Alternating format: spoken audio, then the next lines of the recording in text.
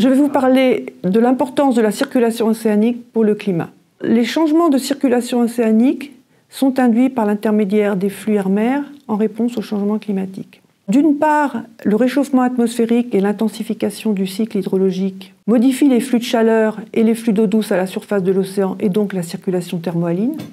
Et en parallèle, les modes de variabilité atmosphérique influencent les vents de surface qui eux-mêmes vont forcer une circulation induite par les vents.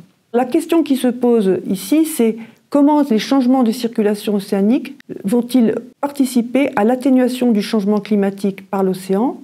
Vont-ils au contraire faire partie de boucles de rétroaction positives qui vont au contraire exacerber les effets du changement climatique? Alors je vais m'intéresser ici à la variabilité océanique dans ce qu'elle a de forcé par les grandes tendances atmosphériques en lien avec l'augmentation des gaz à effet de serre dans l'atmosphère et en lien donc avec le réchauffement atmosphérique. Je ne vais pas m'intéresser à la variabilité interne ou en tout cas la négliger dans mon exposé parce que c'est un problème qui est relativement difficile et qui n'est pas encore résolu.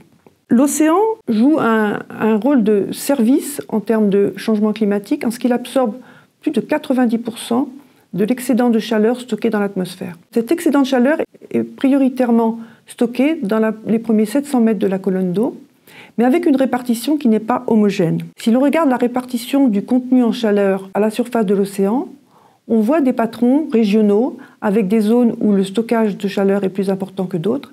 Et ces zones sont très importantes à connaître puisque, en parallèle de cette augmentation du contenu en chaleur, il y a une dilatation thermique en lien avec ce contenu en chaleur et on finit par avoir une élévation du niveau de la mer qui est plus importante dans les régions qui se réchauffent. Alors ces patrons de variabilité sont-ils induits par le transport de la chaleur par la circulation moyenne de l'océan ou mettent-ils en jeu des changements de circulation océanique? Et quand on regarde des études qui ont étudié ce problème, on s'aperçoit que si l'on soustrait la partie de la chaleur qui est distribuée par la circulation moyenne océanique, eh bien, il reste un résidu important, notamment dans les gyres subtropicales de l'Atlantique, que l'on voit sur la figure de droite, et où l'on voit une part importante de la chaleur qui est stockée entre 20 et 50 nord dans l'océan Atlantique et qui correspond à l'effet de modification de la circulation océanique. Et quand on regarde les patrons de cette répartition du contenu en chaleur, on peut dire que ces patrons font penser exactement à ce qu'on obtiendrait avec un ralentissement de la circulation thermohaline. Alors il n'est pas encore clair si la circulation thermohaline actuellement ralentit. On a des évidences basées notamment sur des proxys, c'est-à-dire des données qui reflètent la circulation de retournement mais ne sont pas sa mesure directe, en particulier la température de surface de l'océan. Et si on le regarde sur le dernier siècle, eh bien on peut dire qu'il y a un signal sur la température de surface de l'océan qui suggère un ralentissement de la circulation thermohaline.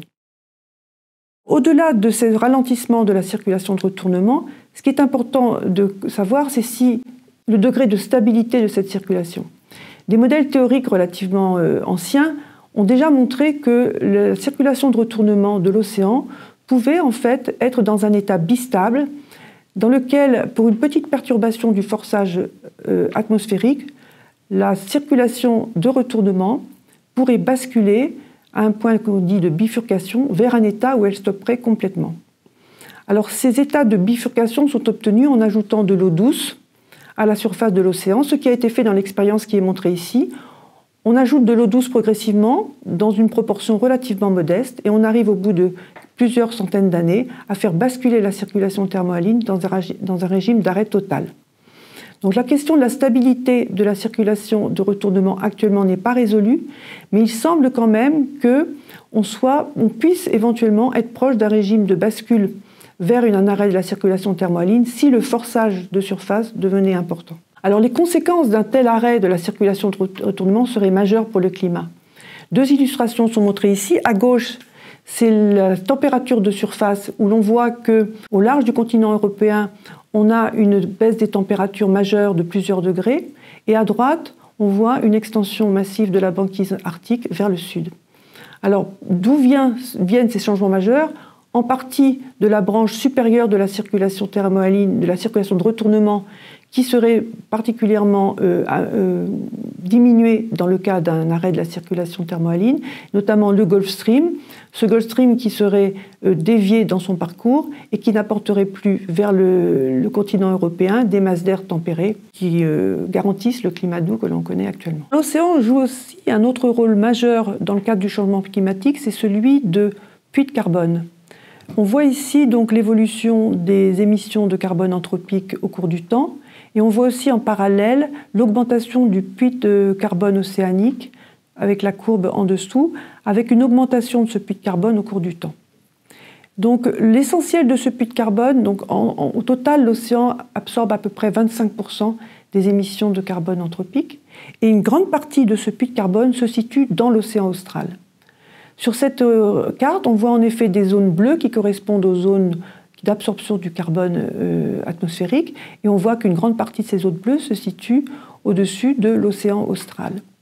Alors la question qui se pose maintenant, c'est de savoir si ce puits océanique de gaz carbonique va se maintenir dans le temps ou s'il va éventuellement ralentir en fonction de changements de la circulation océanique.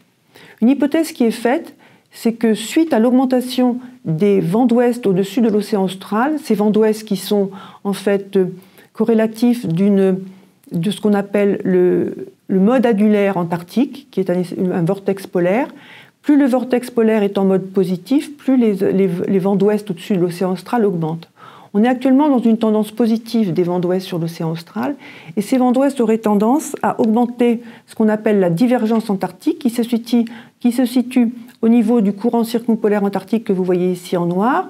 Ce courant circumpolaire antarctique est en fait une circulation zonale induite par les vents d'ouest, et il transporte à peu près 150 sverdrup d'eau autour du continent antarctique. Et ce que l'on sait, c'est qu'avec l'augmentation des vents d'ouest, on risque d'augmenter la divergence antarctique, qui est cette remontée des eaux profondes de l'Atlantique vers la surface, des eaux qui sont chargées en gaz carbonique et qui ont donc tendance à dégazer du gaz carbonique vers l'atmosphère.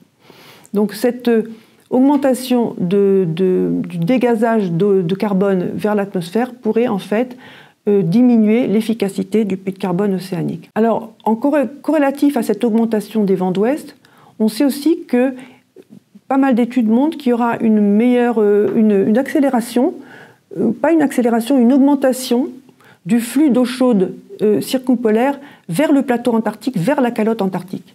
Et ces eaux chaudes sont primordiales en ce qu'elles ont tendance à vouloir s'introduire dans les cavités sous-glaciaires des plateformes glaciaires de la calotte et à induire une fonte sous-glaciaire importante. Donc l'augmentation des vents d'ouest augmenterait par transport ce qu'on appelle, nous, le transport d'Ekman, transport lié au vent, sur le fond, augmenterait ce transport d'Ekman sur le fond, ce qui permettrait à plus d'eau chaude d'atteindre la calotte antarctique. Alors on pourrait arrêter l'histoire à ce niveau, mais en fait cette circulation des eaux chaudes sur le plateau antarctique est plus complexe que ça, puisque non seulement elle est induite une partie est induite par le vent, mais une autre partie aussi réagit à ce qu'on appelle la circulation d'overturning de l'océan austral, qui est en fait le complément de la circulation thermohaline de l'océan Atlantique qu'on appelait la MOC. Eh bien, il y a l'équivalent dans le sud, avec une circulation de retournement austral qui se nourrit de la formation des eaux denses sur le plateau antarctique. Cette formation des eaux denses, en fait, est sensible évidemment à la fonte de la calotte, qui a tendance à diminuer quand on met de l'eau douce à la surface de l'océan. Mais ce que l'on sait aussi, c'est qu'actuellement, le volume de l'eau antarctique de fond qui est alimentée par ces formations d'eau dense diminue, ce qui tendrait à montrer qu'il y a un apport plus facile d'eau chaude vers le plateau antarctique lié au fait que le volume d'eau antarctique de fond diminue. Donc on est là dans une boucle de rétroaction positive où on a un apport accru d'eau chaude vers le plateau antarctique qui tend à fondre la calotte, qui lui-même ralentit la formation d'eau antarctique de fond qui à son tour augmente l'apport d'eau chaude vers la calotte antarctique. Alors on a parlé principalement ici des changements de grande échelle, en lien avec des changements de circulation. On n'a pas parlé de tous les changements de circulation, notamment je pense aux grands systèmes deuxpoiliques de bord ouest, dont on sait qu'ils sont susceptibles de répondre à l'intensification des vents. On voit déjà des signes dans le poiling de Californie, mais ces signes demandent à être confirmés. On n'a pas parlé non plus de phénomènes de plus courte échelle, mais qui sont qualifiés d'événements extrêmes, comme les vagues de chaleur marine. Ces vagues de chaleur marine sont liées à des changements de stratification. Ces changements de stratification sont aussi très importants pour la circulation de l'océan. Et c'est un volet aussi qu'il faut garder en tête quand on parle d'influence de l'océan dans le changement climatique.